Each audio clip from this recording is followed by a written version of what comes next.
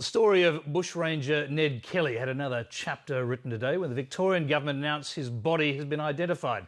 Forensic scientists have confirmed the DNA of an almost complete skeleton discovered in the old Pentridge Prison has matched that of a Kelly descendant. Hamish Fitzsimmons reports. When the Victorian government said it had a major announcement at the coroner's office, this was the last thing people expected. And I am pleased to officially announce that the Victorian Institute of Forensic Medicine, with the invaluable assistance of many other participating organisations, has successfully identified the remains of Ned Kelly. The whereabouts of Ned Kelly's body has been a mystery since he was hanged in 1880. 2 years ago, the search gained momentum when a skull believed to be his turned up.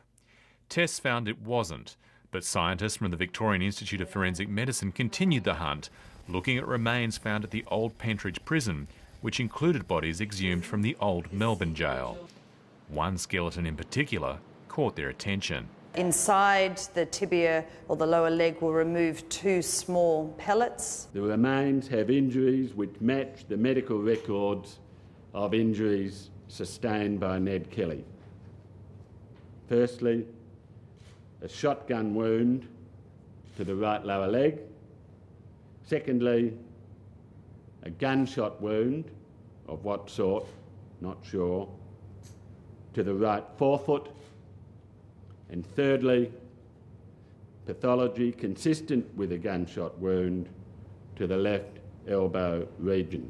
DNA testing with the great-grandson of Ned Kelly's sister Ellen provided a conclusive match. Melbourne schoolteacher Leigh Olver says he's surprised he's playing such a role in Australian history.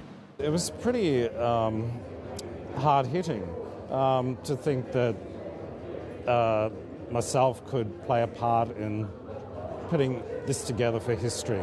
Australia's foremost Kelly scholar, Ian Jones, says seeing the wounds on the skeleton showed just how enormous Ned Kelly's physical achievements were in his last stand against police at the pub at Glenrowan. You've got a man, his left arm's crippled, his right foot's crippled, he's 2 nights without sleep, he's wearing 40 kilos of armour, and he keeps fighting.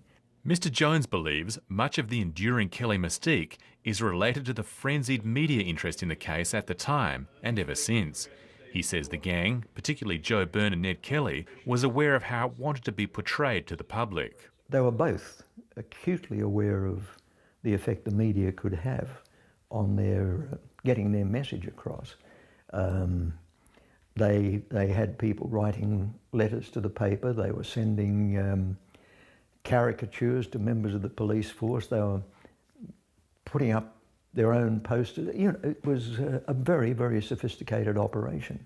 The Kelly family is more than aware its history is one shared by the nation. I think a lot of Australians connect with Ned Kelly, and they're proud of the heritage that has developed as a result of our connection with Ned Kelly and the story of Ned Kelly.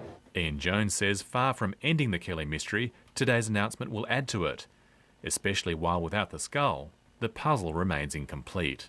It's like the Holy Grail. The whole point of the Holy Grail is it's never been found. I think there will still be a lot of mystery about Ned Kelly for a long, long time to come. Hamish Fitzsimmons, Late Line.